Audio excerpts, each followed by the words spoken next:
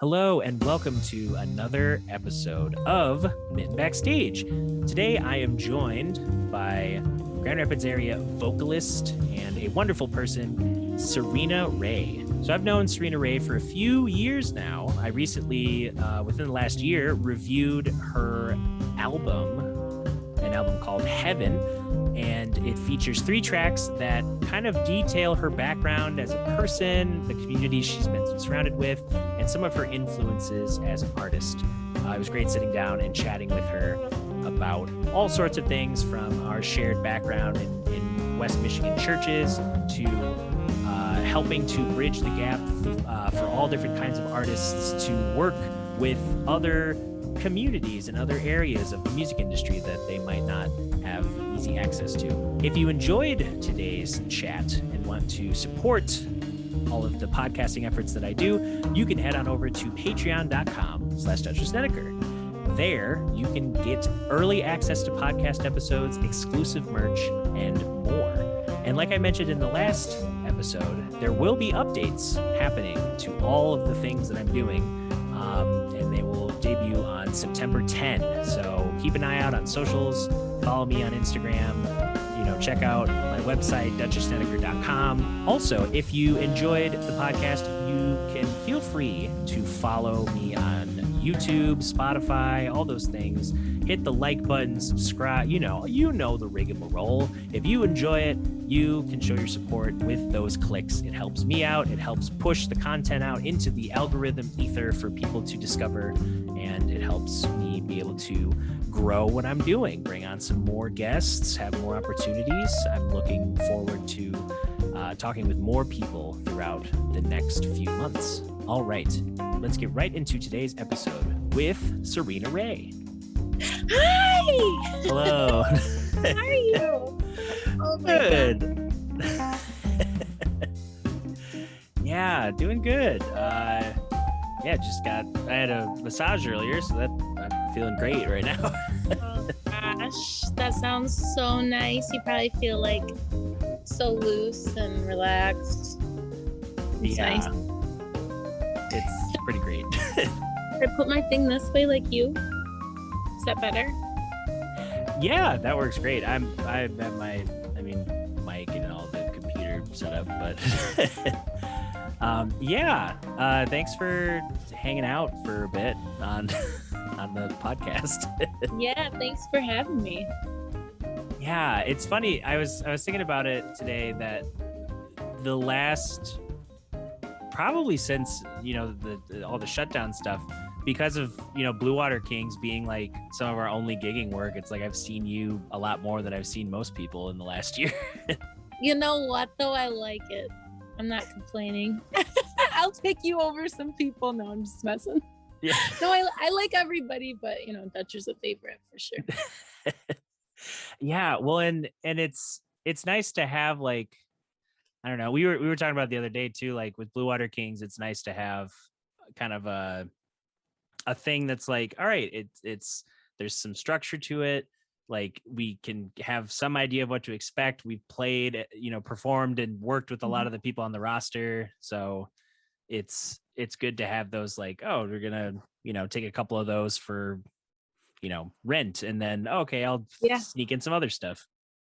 Yeah, it is. It's nice. I love it. Yeah. And are you just in it's a lot of plants, but your backyard? It's actually not my backyard. It's my boyfriend's backyard. Oh, nice. Yeah. Yeah. So I guess with one thing we had been talking about also, you were mentioning that because you released some music last year and now you want to like take that out into the world. Has there been like anything in the planning phase, or like things that you're thinking about just trying to start? You know how you have those days where you just feel kind of discouraged as an artist, and you feel like, oh my gosh, I have this big goal of having an album, or even just a short album, like an EP or whatever, but where do I start? And just feeling like really overwhelmed. Well, I decided a good start would be to kind of just go through all my voice notes through the years and see all the different ideas I have. And it really encouraged me and uplifted my spirits because I found some really cool ideas. But definitely for this next project, I just really want to collaborate with my local favorites and have it just be a collaborative effort. And um, it's cool. I feel like everybody knows, those who have listened anyways to my stuff, they know my story now. My music's very it's not plain, but it's like, I'm stating my testimony, my story through songs. So I feel like I've introduced myself to my listeners in a really clear um, and personal way. And now I'm ready to have fun and collaborate with other people and make people dance and smile when they listen to my music. Yeah. Well, and I remember, when I was writing the review for that release, I was thinking about how, as an instrumentalist, I my introductions to the world continue because a lot of, it's like, oh, he's a great piano player, but then, oh, he plays classical music. Like some people have only seen me do that, surprisingly, or like some people have only Uh, seen me play jazz or only seen me with Earth Radio. And so to have an opportunity like that where you can, you know, make your little artistic footprint to start that journey, but also be mhm. like, hey, this is me, even though these sound like, just songs you'd hear every day. It's like, nope, this is actually, related to who I am. And that's a cool way to like kind of introduce, because you seem to have a lot of I saw that video too from like years ago. Like did you shoot at your high Mm. school or something? Oh, it was actually at the Deltaplex. Isn't that funny? Oh, okay. I Yeah. saw like the bleachers and I'm like, is that a high school or yeah. Yeah, that's so it seems like you've had, just a good support system Thank you so overall. much. Thank you. I feel very gracious and blessed. I feel like God has put so many awesome people in my life, whether musicians or not.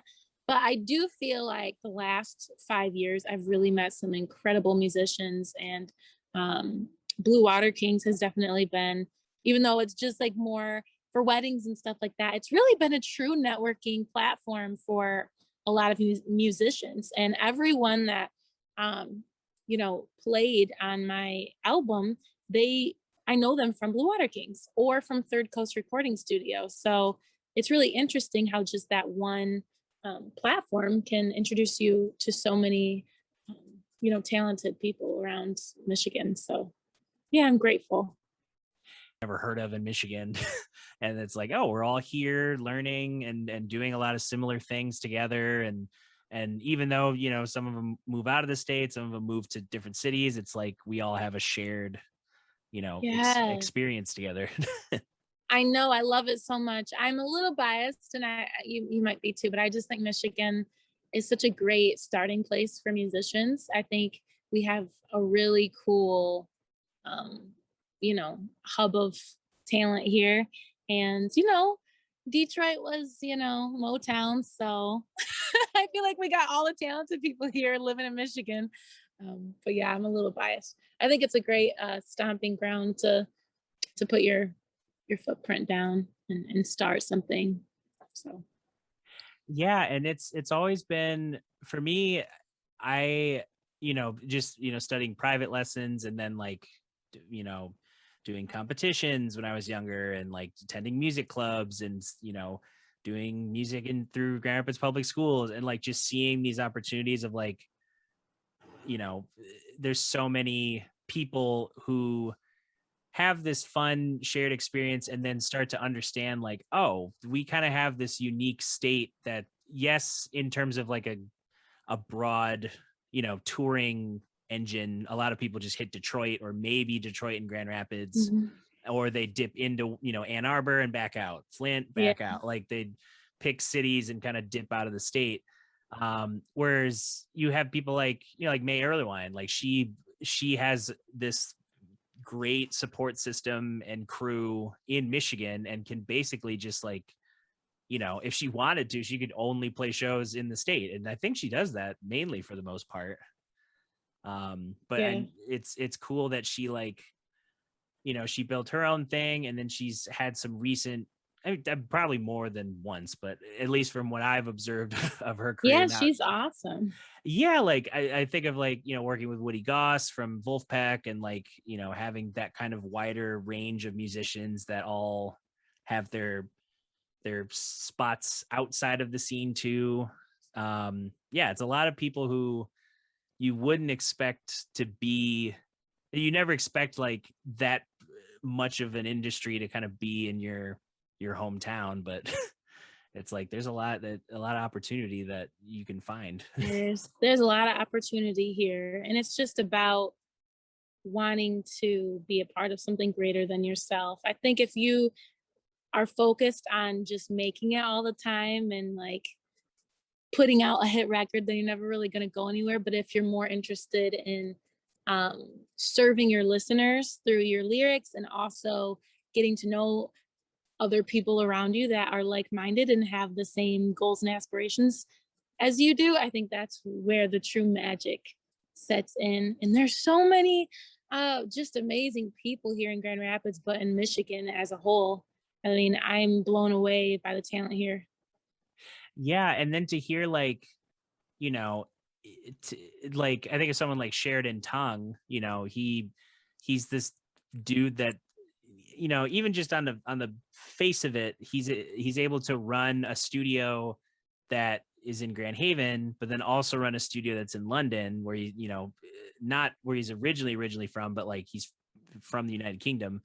And to have someone like him who has had the opportunity to work with so many different parts of the industry, and to say, not just once in a one-off, B-side session thing, but multiple times, hiring local musicians from the area, investing in the local talent, praising being these players I've met around here are just as great as anyone I've ever worked with abroad or in bigger cities. And it's yeah, we forget sometimes that even though we're not, a coastal city, or we're not Detroit, there's plenty of people out there who recognize that Michigan's a cool spot, and Michigan has some great people and players. And yeah, that's definitely true. Absolutely. Yeah, I can't agree more. Yeah, it's all about the give back, right? If you make it, you want to give back to your hometown. I think that that's important. That's something that I would love to do in the future.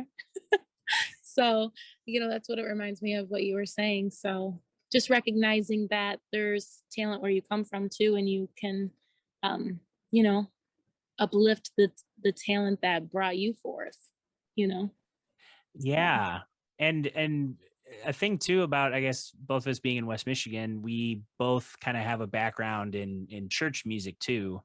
yes. So there's a whole, that's a whole thing in itself that Come on. were you I think back to when I first started playing in I'm pretty sure, as kids with Sunday school, we do little skits for services. But I remember some of the earliest playing I ever did that was public, quote unquote public.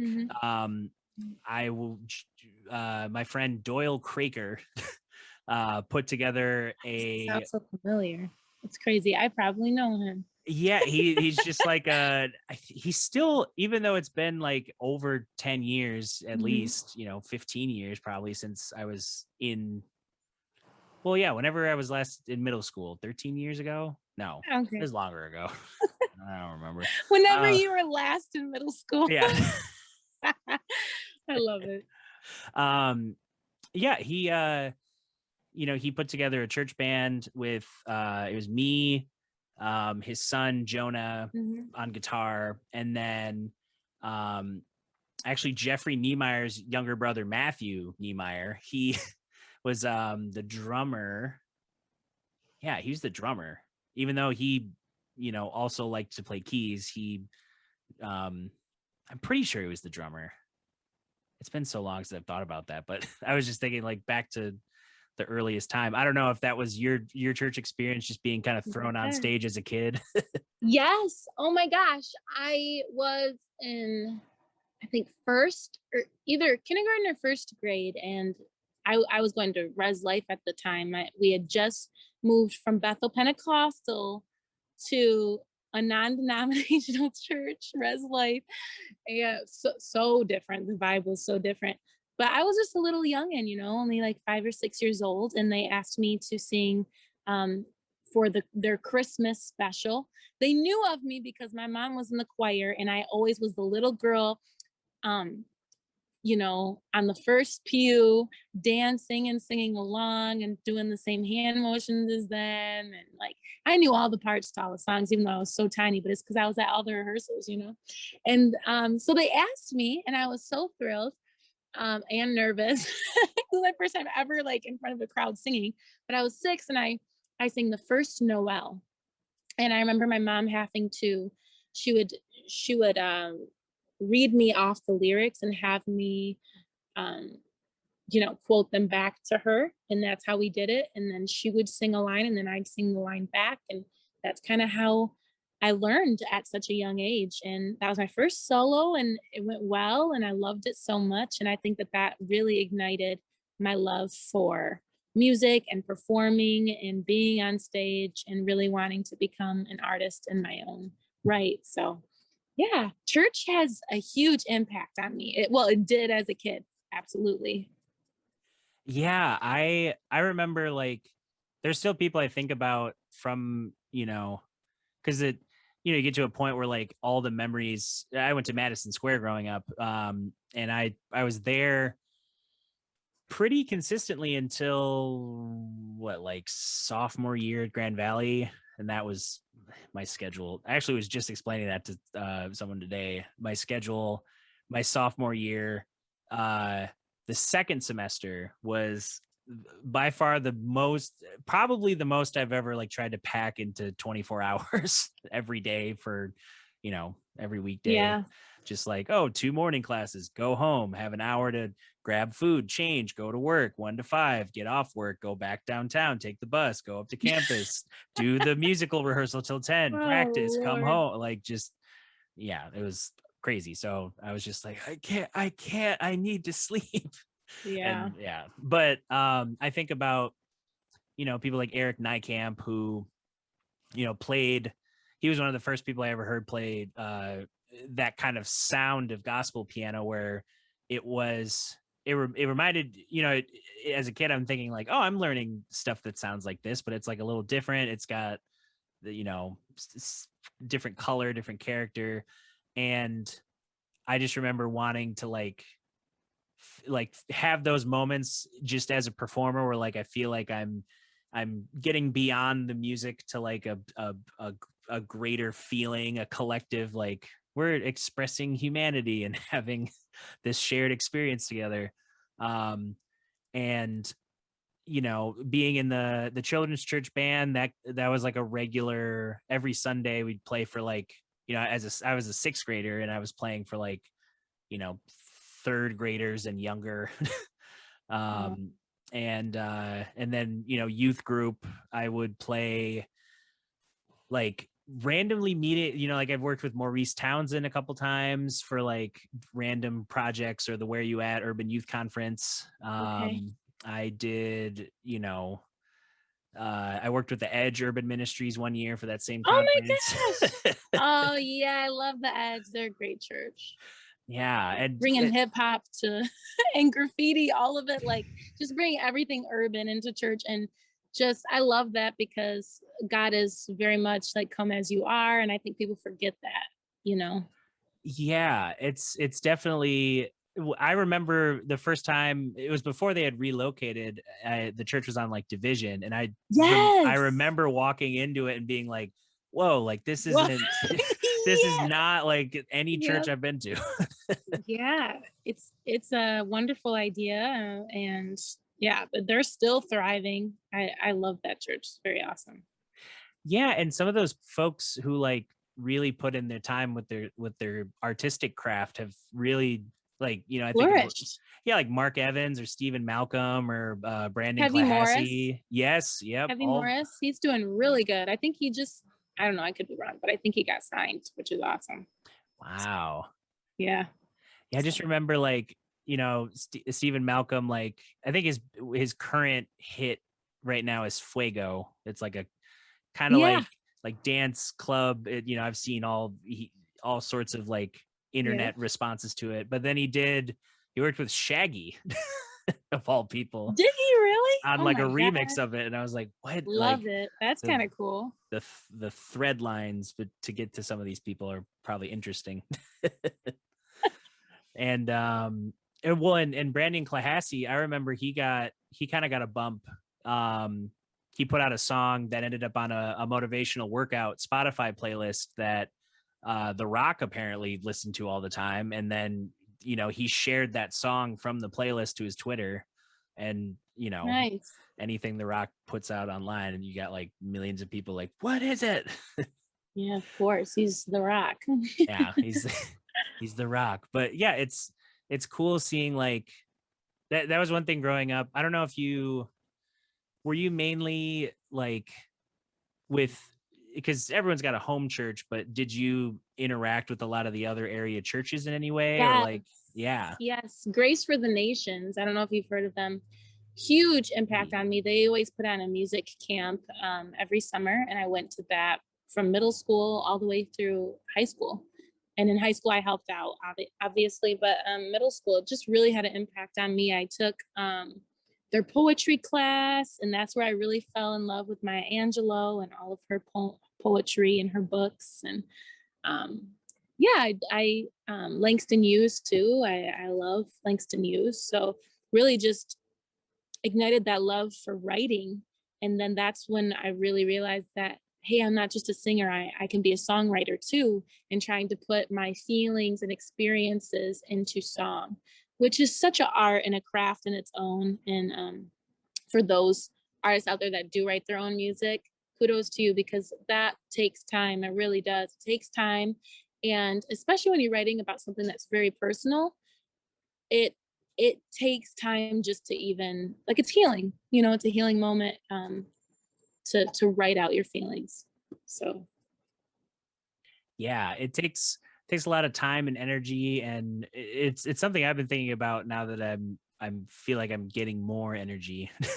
um I'm able to, think ahead to the fall, trying to, I've been kind of banking up like, oh, I have some studio time at Mark Lavengood's studio, and his upright piano would be fun for this project. Or like I work at Third Coast, so I have access to their facilities, and I could, do a self-produced project and just try my hand at that. And yeah, but it even, today we had Earth Radio rehearsal, and that was, it was fun, but you could tell that it was like, all right, this is our first time really thinking about these new songs we're about to, record.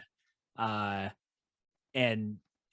it was that thing of like, we're all trying to hear we get to a spot and we're like, oh, what do we want to do here? And then, everyone kind of has input, and we try it out, we rework it, there's that process of just like, okay, maybe this thing, maybe that thing. Like, it definitely takes a lot of time. And, sometimes it's like, oh, it came to me in a dream, or I wrote it in the car. everything's trial and error. Like, you don't know until you hear it, unless you try it and you bounce ideas off of people. That's like the true beauty of collaboration in music. And I love you guys for that. I love Earth Radio. I love what you guys produce and come out with. It's very, you can tell it is collaborative. It's not just your ears or Hannah's ears or Justin's ears. It's all of you working together and creating something totally different than anybody else is doing in West Michigan. So seriously, I just love you guys so much. Thanks. You guys are awesome. Yeah, seriously. Yeah. Oh, thinking of a band, when you recorded the EP, it was like, Yeah. you're, cherry picking some of your favorite people, Robert Pace and Oh my Henda gosh. and all these people. I was just so giddy, so happy, and still am. Like, I know anyone who's listening that's an artist, there's just a sense of like, this is complete. This has come full circle for me. This is exactly what I heard in my mind and in my heart when I originally, wrote this song, and now it came to full fruition. I've never had that before until I worked with my dream people. I mean, it's incredible. I had Joe Hedinga, who was like the lead engineer and producer for my EP, and he did he was the pianist. And then, like you said, Robert Pace. Come on, you can't really, you can't go wrong Yes. with having Robert Pace as your bass player. I mean, he can do anything that you ask him to do. So, and I trusted everybody that was a part of this project and just said, like, I love you guys. I trust you. If you hear something, just do it. And I want it in there because I didn't want it to just be what I heard. I wanted everybody's creative juices flowing and you know, their style to be incorporated into what I was doing. So, yeah. Yeah. And well, and it definitely felt like, listening to it, it felt like this moment of like you feel the fun that was had in the studio, the camaraderie between the artists, and kind of this celebration of like where you've come from, where you're headed, where like who's been in your corner, who's like showing up to do the work. And yeah, it's great. Thank you so much. Yes, the main theme throughout my EP was I wanted to sound like Motown because Motown, that was the music that raised me. That music was in my house as a kid, and that's the music that really gave me a passion for being a vocalist and wanting to become an artist and have my own type of sound. Like Stevie Wonder, nobody sounds like Stevie Wonder. Diana Ross, nobody sounds like Diana Ross. And so I wanted to be that and become that, and I hope I have my own sound. I think I do. So I wanted that to be incorporated, especially for my first EP. I wanted everybody to know where my inspiration comes from. So, and oh my gosh, all the musicians just killed it. They nailed it. Yeah, I share, at least as a growing up background. I grew up with, my dad was kind of the person who controlled the stereo. My mom would listen to, you know, Kirk Franklin and Mormon Tabernacle Choir, and like, God, what's his name? Why can't I think of his name? Lord, You Are Good. That guy. Um, uh, Israel Houghton. yes, I was like, it's not Isaiah. Like, I know his name. Listening to those things, and then I'd get, on my dad's side, when we're in the car or whatever, he would play, Ray Charles, Motown, blues. I'd get like, what is like harmonica players like Toots Thielman and Charlie Musselwhite, and then like Stray Cats, like the rocky blues band, swing band, and yeah, just all these sounds behind, memories of my childhood. And it definitely, like, a lot of that music was, it started the foundation of like, even though I grew up studying classical, I in the back of my head, I'm, still hearing all of these soulful sounds and personalities behind the music. And that's kind of what, helped. I think it helped shape me beyond just what I was studying, which is always, great to think about, that like, oh, even before I was even thinking about this, like, people around me were like, let's have them listen to this, let's have them listen to that, let's have them try that. So I have a question for you. Okay. Through the years, how have you realized, or how do I want to phrase this question? Hold on, I'm sorry. No, that's fine. How do you prepare for a performance? And how do you get ready, practicing? Like, what do you do in the practice room behind the scenes? to get ready?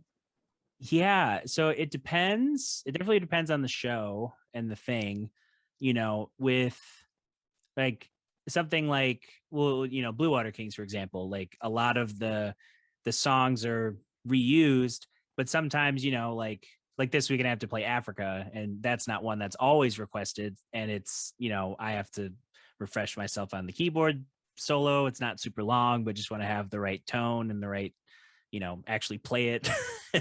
And so sometimes for those gigs, like I I tend to, if I need a refresher that I don't have to be at a piano, I listen to the track and just kind of in my head go like, oh yeah, it's verse, chorus. Okay, it's an E flat, and then it goes to what's that? Okay, sing the bass note. Okay, and it goes to the four, and sometimes it's like that, or with a more digestible song.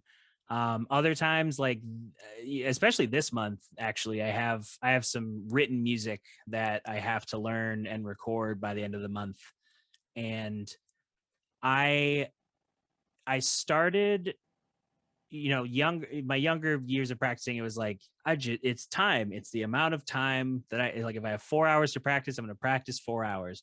But now it's like I have the tools to kind of shortcut it.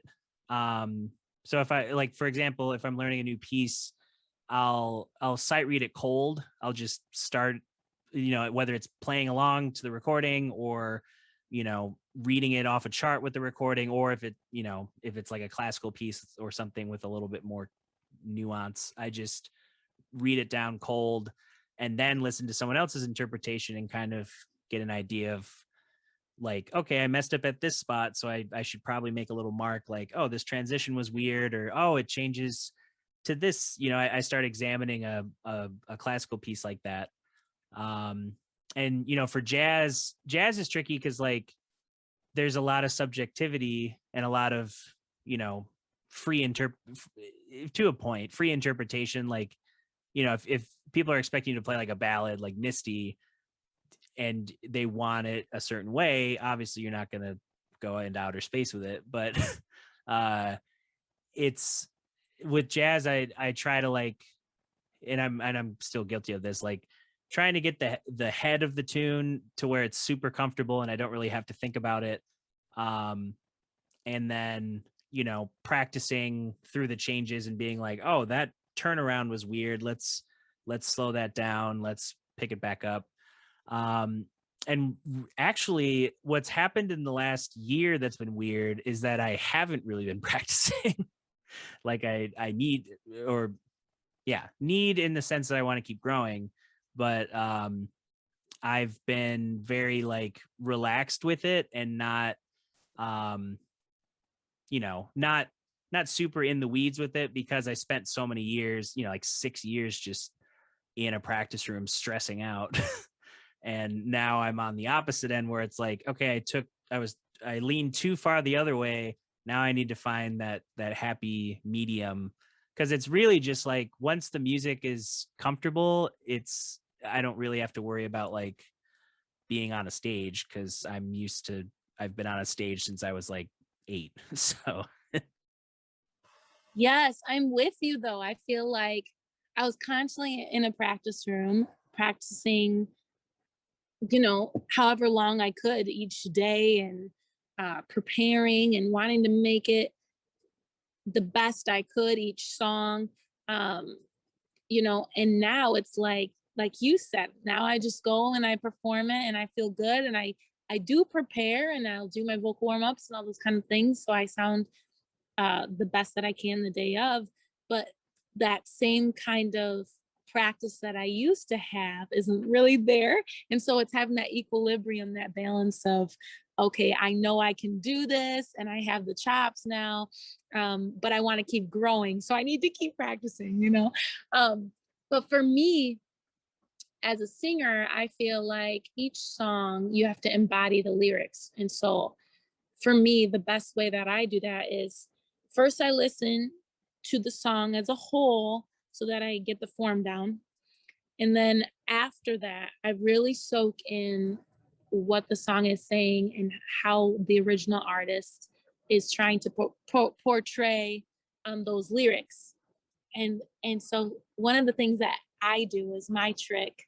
And anybody can take it if you guys are listening. It's okay, you can steal my trick. I um I listen to it. I listen to it so good to the point where I'll have it memorized. Then what I do is I take out a sheet of paper and I write it. I write it out. And then I read it. And then for me, I reflect on it, I meditate on it and say, okay, well, what is this song to me? How can I best become this character? That, and then that's how I go from there and try to use my tonality and my emotions in that song to do it justice. Basically, that's kind of my trick. Yeah, because I imagine as a singer too, it's like at least this is how I've always thought, seeing all my, singer friends performing, the like first you have to have that that ability to embody the lyrics and kind of, I think of like Bruce Springsteen, like he did he did that he did a taping of one of his shows on Broadway when he was doing a string of shows on Broadway. And in, the first 20 minutes, he's talking about how he's spent all of his life detailing all of the, the working class, all these, machine shops and all these places in the manufacturing and, like he's with such detail and conviction. And he's like, yeah, I've never done any of that work. I've never been like in that job, but as a singer, he felt like that's where his voice came from, was like trying to embody the working class America and the spirit of those people listening to his music. And yeah, I'm sure as a singer, it's like you have to do that, like you were saying, and then everybody and their mother thinks they know what a singer is. They think like it's like, no, I sing too. And it's like, yeah, but No, you don't, honey. You sing in the shower. Yeah. No. No, we all sing in the shower, let's be honest. Yeah. But yeah, I know what you're saying. That's a cool story. I never knew that about Bruce Springsteen. That is that's amazing. And I think a lot of us artists do that. We want to just serve our listeners. I think that's the true beauty of music, is that it is there to serve whoever is there to listen, whether it is them relating to the story or them getting a smile from the song, whatever it may be. One of my favorite tricks is that you put, actually my song Fatherless, we did this, where it's upbeat and very Motown and fun sounding the music is, but the lyrics are very personal and deep and so that's important. I think that's important to play with those emotions in the song. Yeah, it's yeah, there's a point where I'm finally at a point where as a performer I want to go back and explore, I want to dig out some of my old classical rep. I want to, explore that part of it again, just because it's something that I took it's something I took for granted a lot. Just, I just assumed that, oh, everyone's kind of on the same path as me. Like we're all playing classical music, and not thinking like, oh yeah, nobody's competing. And not a lot of people are competing with me at this competition, that's open to college freshmen also, and playing, memorized long form pieces. And, classical was it helped kind of make the foundation of like, oh, my right hand being so fast, and both of my hands having good hand independence.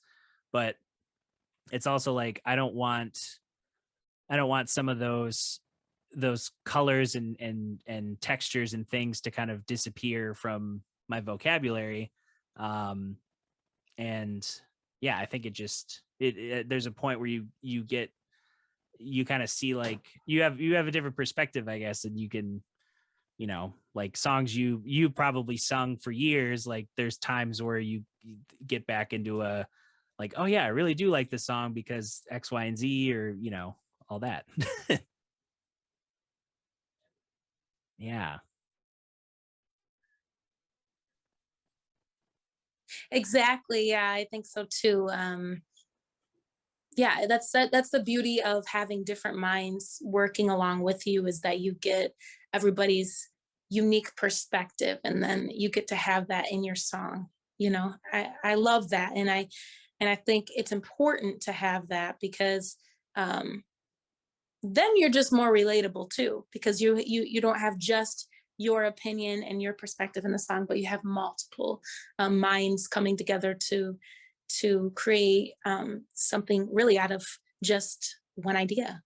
So Yeah. And well, and I think people, I say people as if I know every person in the world, but I think at least my perception of people growing up thinking of, who weren't in the trenches of studying music, and having their ears open to like the larger perspective of music and hearing more of the details. Not saying that people can't get that from being music fans or avid listeners, or you get the right set of headphones and it balances the mix so to where you can start hearing those things instead of like getting hit by bass all the time.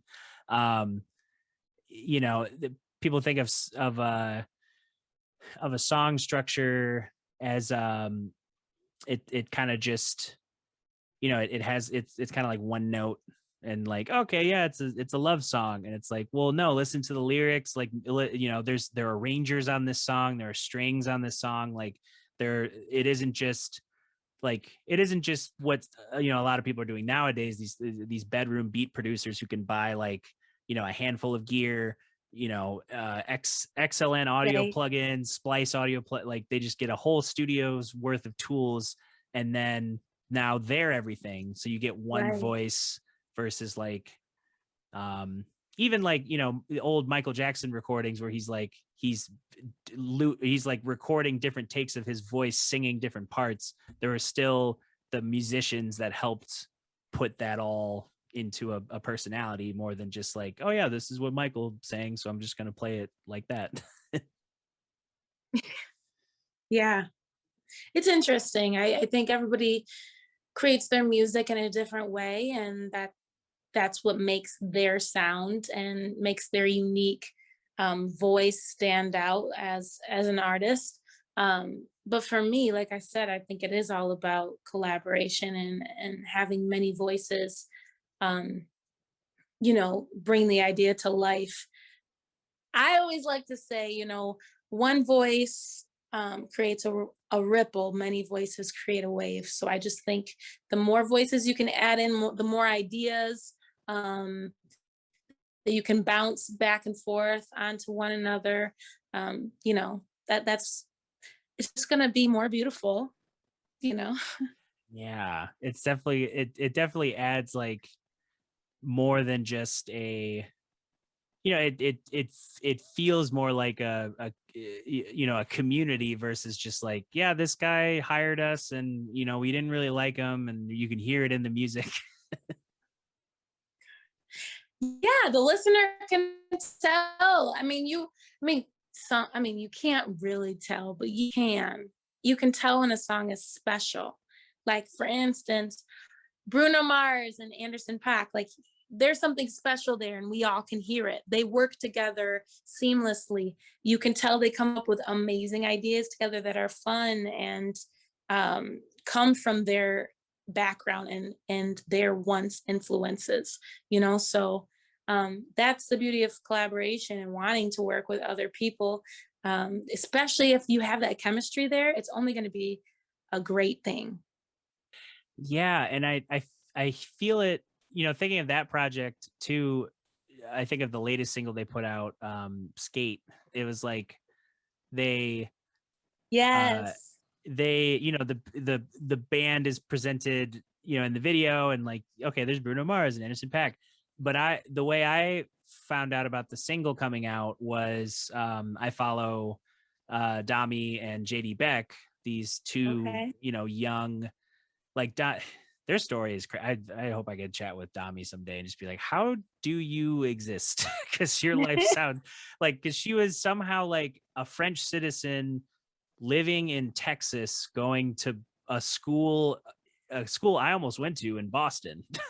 And I'm like, how did you do, like, she was doing homeworks on like cross Atlantic flights and then would get off and like do 2 days worth of school, gig out, in Boston, and then fly to Texas or wherever JD Beck lives.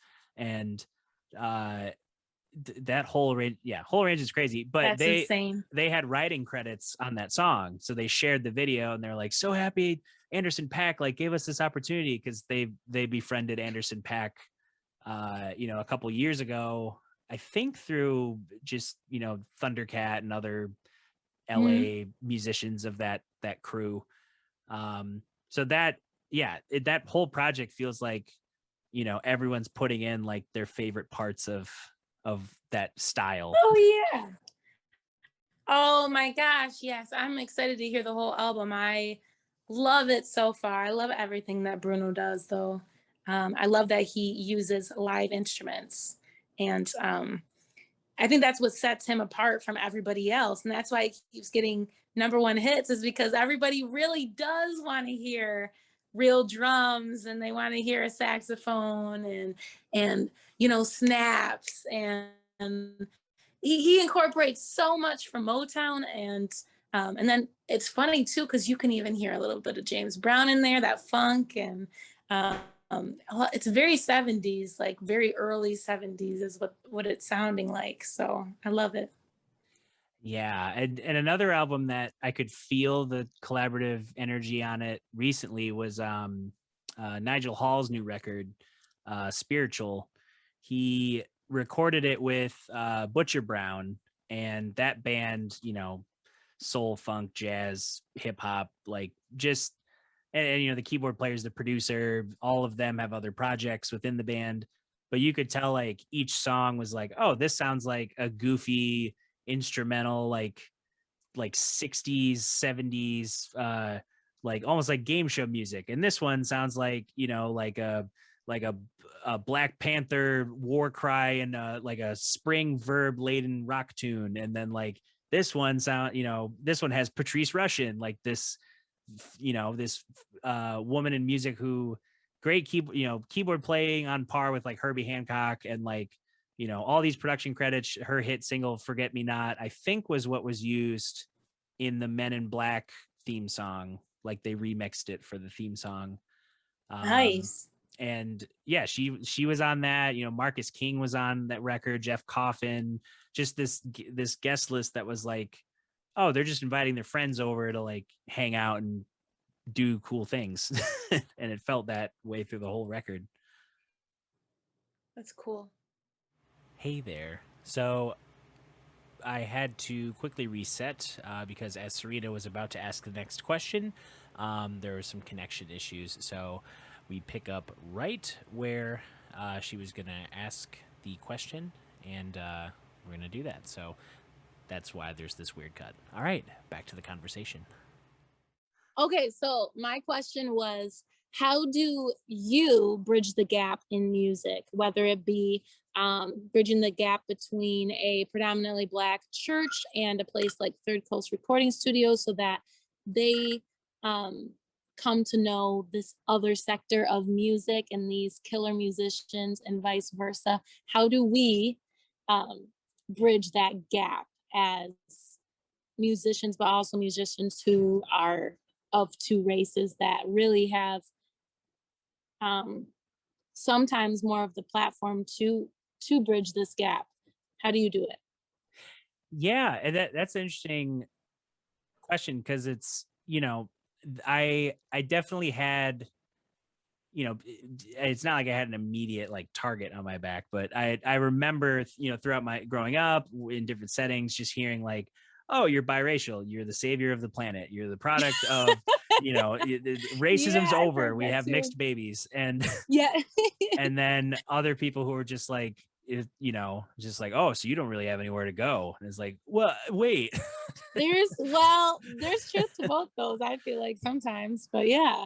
Yeah, my it's interesting because I've been in a lot of situations where I think of like playing with Benjamin James. That band, it was me. The rhythm section was me, Joe Vasquez, a Hispanic American, and Okay. then Brian Williams, BK, on drums, and the horn section was Caleb Elzinga and Evan Taylor, and then Oh, I love Evan. I haven't seen him in so long. yeah, he's in Miami now doing. He's killing the game. He is doing Mhm. so well. I'm so happy for him. Yeah, he's just every I look to my left is like, oh, is that, did he get endorsed or has that always been there? Like, Yeah. just I making know, it's moves. awesome. Well, and yeah, like, so yeah, us in between those two extremes, Mhm.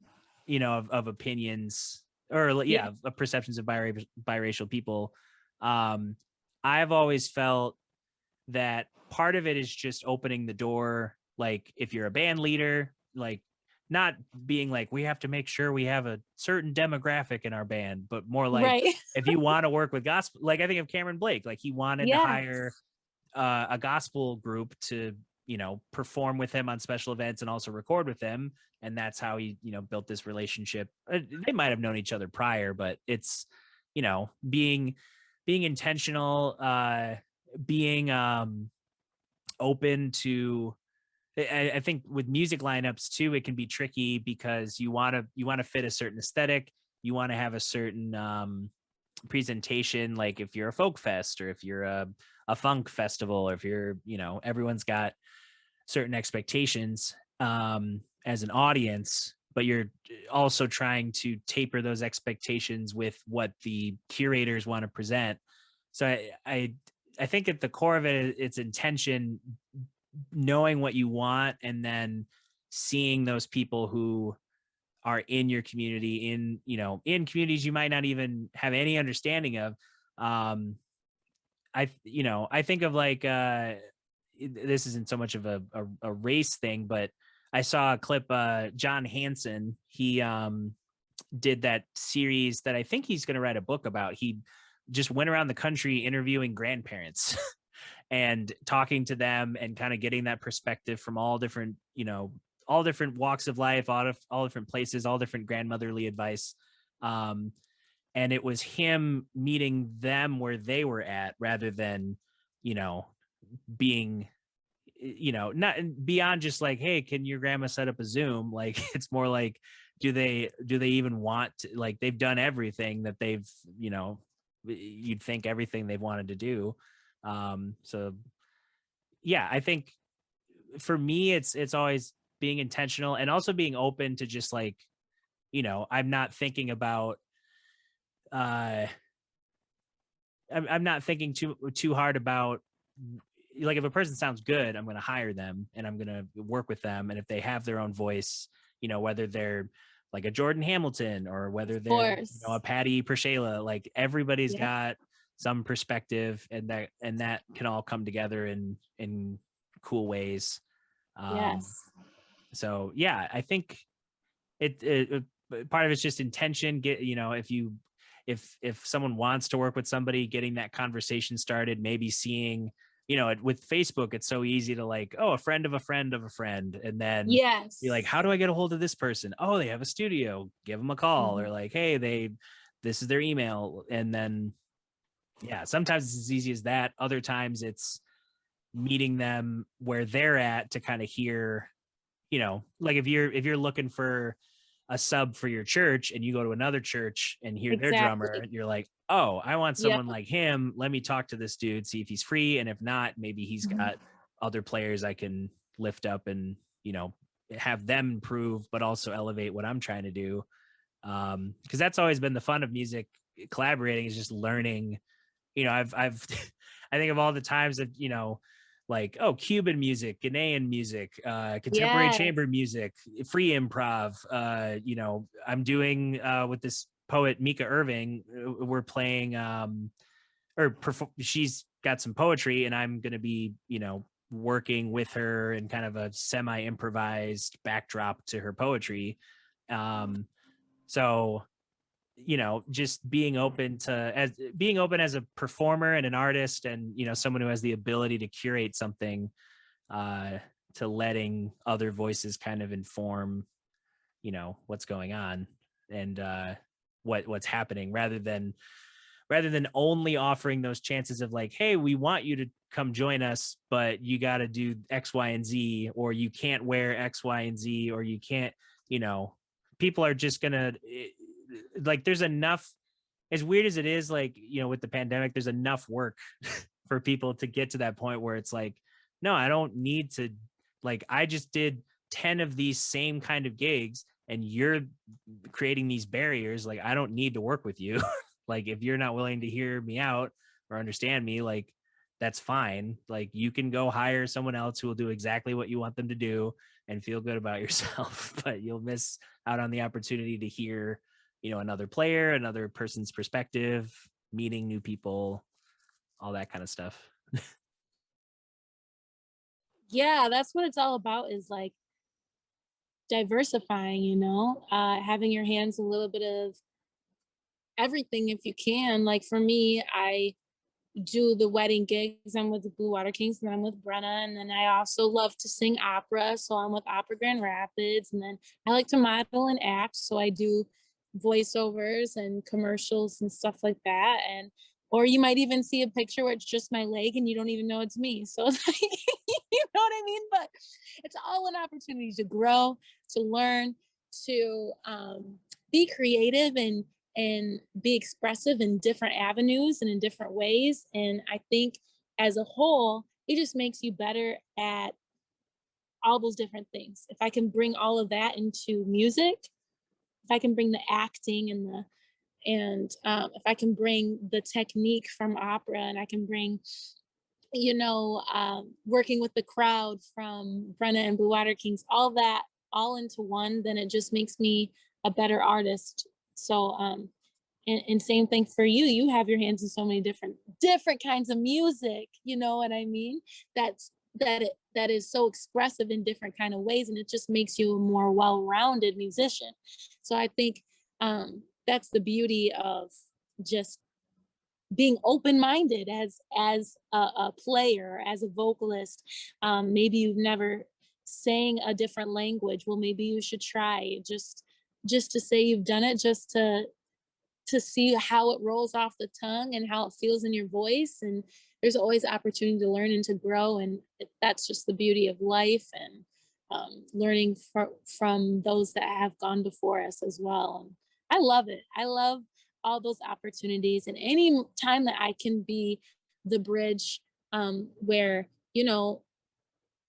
I guess for me, being biracial, I get the same as you. Like they'll say, I have people say like, oh, well, you're very caught in between. You don't really have anybody, do you? Like, because I get that too. That's what my song's about, because that's a real feeling. You can really feel that way, being biracial, not white enough, not black enough, just really caught in between. And then you get the people that, like you said, kind of hold you on a pedestal, like you're the ones that are supposed to really be able to change things because you're the middle ground, You're But Obama. yeah, exactly. Yeah, you're the change, But it's like, we're all a part of the change. We're all a part of the change. I think we just have a unique perspective when it comes to things because we see things from both sides. But in regards to music, bringing our brothers and sisters from, let's just say like the predominantly black church, and building that bridge between them and some of the badass musicians that are a part of Third Coast or the weddings that we do. How do we get them to get to know each other? Because that, to me, is something that is being missed at times in our community. I know so many amazing musicians in the church who would love to have these gigs, but they don't even know that they don't even have access to know, you know what I mean, about an audition or a showcase or how to get involved. And I think a lot of the times, those huge companies that are booking for us and stuff, they don't know how to reach out their hand further into different places so that there's this equal exposure, you know what I mean, to these opportunities. So, and I think you and I, we have the opportunity to bridge that gap and to be that voice that can expose these opportunities to those that don't know, because we are from the church, you know, we have that background. So Yeah, I think, yeah, it's weird because like there's definitely, I feel like there's I think of when for example, Benjamin James band again, like Sean and Shaq, great players, great people, great humans, all do everything under the sun, great additions to any band. um and then at the same time, they're very committed to their church family, and that's not just it's not their family, it's their main source, of earning. It's where they grew up, it's where they're living. There's a strong tie to that community.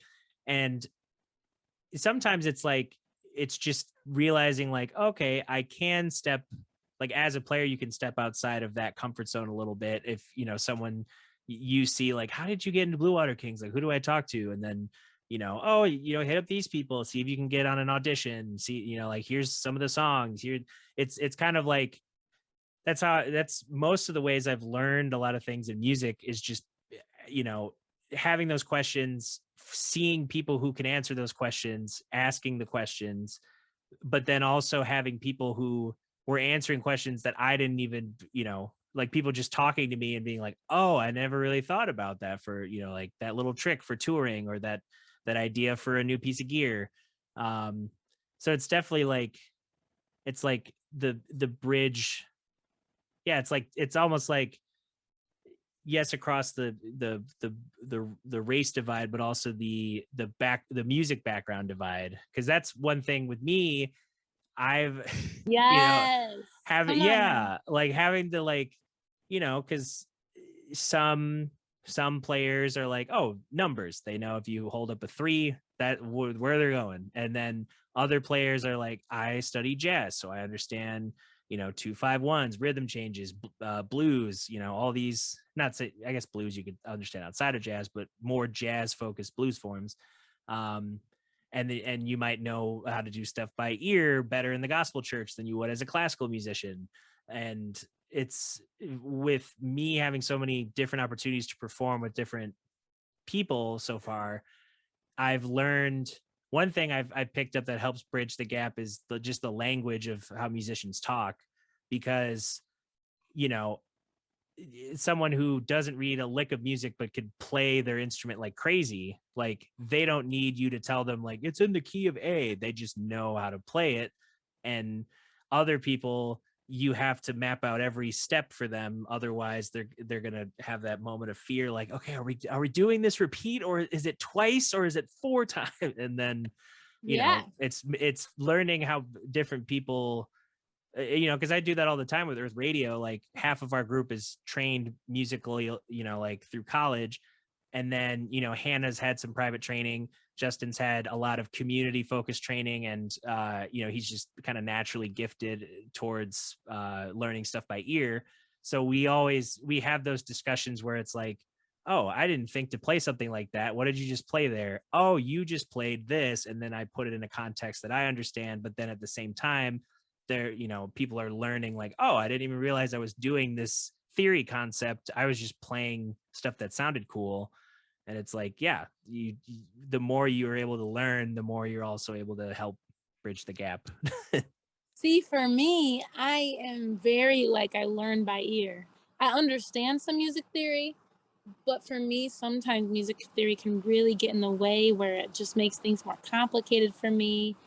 And yeah, so it's beautiful. That's a beautiful thing, is music is its own language on its own, you know. So learning from one another and communicating, learning how to communicate effectively is yeah, that's a journey on its own, you know, for sure. But it's like you said, you can learn from everybody. The person that's a music theory person can learn from the person that, you know, listens and knows the song just from listening, and vice versa. I think that's the beauty of it. And I think it does have a lot to do with our background, where we come from, um, what kind of household we were in, what was kind of what was the bar for us, so what kind of bar was held up for us. Like for me, music theory wasn't this huge thing in my house. It was just like listen to the song, learn it, know it like the back of your hand.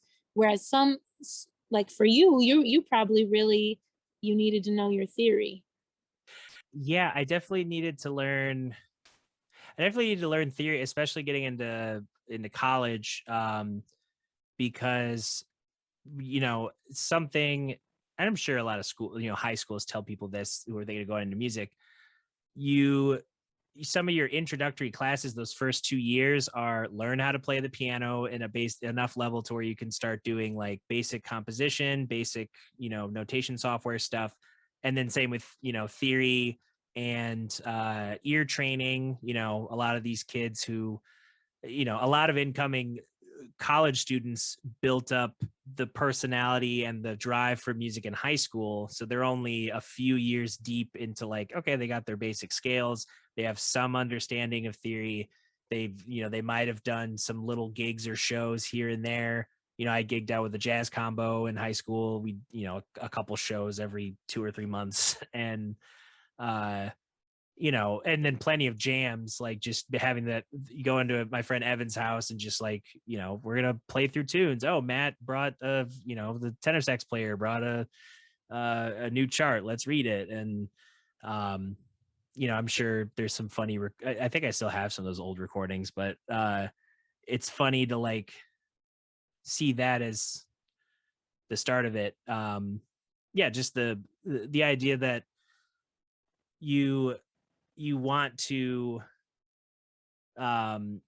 know enough theory going into your, it's like there's like the instinctive theory where how like harmonies move just by playing a lot of different songs over and over. You start to see similar forms and similar like deviations from those forms. And then classical is just that, but like at an extreme where you're studying like different decades of chunks of music history, and trying to like track the progression through your own growth as a musician. Um, so yeah, it's yeah, I had to learn enough theory to like know how to dissect a tune, like doing score studies and being like, okay, he's playing like this piece is in G. What is happening here? How did we get to E major? What did he do to, or he or she? What did they do to transform the key? Or oh, we're in a sonata form, what does that mean? Like, okay, what's the expected appearance of a sonata form? How and those things help you break down the longer form pieces into like chunks, and it helps you learn them better. But it's also like, yeah, like you were saying, like theory could also bog you down. Like when I first started trying to learn improvising, my brain was just like, all right, I know how to play some licks, but like how do I dance around all these changes? And then learning about like chord tones, like thirds and sevenths, like, oh, I could build phrases that use those notes and then like land on roots strategically. So I'm not thinking of necessarily like, okay, the F minor, B flat minor scale. It's like, this phrase, all right, I'm headed to B minor, how do I set that up? But I'm headed to, yeah. So some people have that instinctive theory where it's, they can't name anything, but they hear all the changes moving, and they hear what they have to do, and they hear how to play their instrument, and they can perform those things. And then there are kind of the other end where it's like a composer, like you might not be able to execute the thing you're writing, but you understand the function of what's happening. But yeah, it's definitely a mixed bag. Like I use it more with like the West Michigan New Music Collective, a group I started with a friend of mine that we graduated Grand Valley together. But I still try to use it with other groups because it just helps educate, like, hey, this isn't in the key of F sharp. Like this, when you put an F sharp like that, they're gonna think it's F sharp major, and it's not that. So yeah, it's bridging the gap and trying to understand a lot of stuff. Yes, I love it. I think anybody can learn from music. It's it's a lesson all on its own, you know. I don't think you can ever arrive either. Like, yes, you can be like a master, right? Like, but even I feel like there's always room to grow and learn something different and learn from your neighbor who is totally different style from you. Um, yeah, or just learn from their journey and what ignited their love for music. That's always something that really triggers me to want to keep growing. So Yeah, I I think of the greats, like so I mentioned him earlier, Herbie Hancock, like that dude oh never yeah. stops, never stops Like, learning from the younger generation, wanting to be in the studio with Glasper, wanting to check out some new hip hop, wanting to like, learn from, someone who just debuted on Blue Note and, he's at their show being like, hey, like y'all wrote this tune. I really dig it. Like, what's up with it? It's like a cool opportunity to just see people that they never arrive. They just they just keep climbing. And I thought about the analogy of like, if there's no summit to the mountain, it's just every time you get a little bit higher, you're building out that next level, and then you feel comfortable there and can just go up to the next level. And yeah. I love that. That's a great way of putting it. I love that. Yeah. Yeah, well, this was a great conversation. Yeah, it's been awesome. I love that. I love how it just has just very organic and is impactful in a positive way. So yeah, where should people find, like, you have a website, socials, albums, all the things? baby, I got it all. So no. So Sarena Rae, I'm on Spotify, Apple Music. I'm on really all music platforms. So you can just find me. It's SarenaRae, Sarena Rae. And then I have my website, serenarae.com. And on Instagram, I'm Sarena Rae Music. So definitely follow me there as well. Awesome. And I'm sure I'll see you. Do we have a gig together this weekend? I don't think so. Not this weekend, but next weekend, I think so. Thank you for having me again. And this was a lot of fun. Yeah. I'll probably see you, I don't know, sometime soon. Yes, I'll see you when I see you. But until then, just enjoy the gigs and stuff. But I'm hoping to have one with you again soon. Yeah, I'm sure it's going to happen. You know, you're my favorite. All right, I'll see you later. See ya. Thanks so much for listening to our wonderful conversation here on Mitten Backstage. I always enjoy talking with Sarena on our gigs together, and it's great to learn a little bit more about her background and her perspective in music. If you dug this podcast, remember you can follow all of my socials. If you go to DuchessSnedeker.com, you can get linked to all of the places, or you can basically type in Duchess Snedeker on any platform and probably find me somewhere. At least, Instagram, Facebook, Bandcamp, other spots. And thanks again to Anchor.fm for their easy-to-use service for distribution. I am glad to have that as an easy way to get all of these podcasts up and ready and scheduled. But until next time, enjoy your week, and we'll see you on the next episode of Mitten Backstage.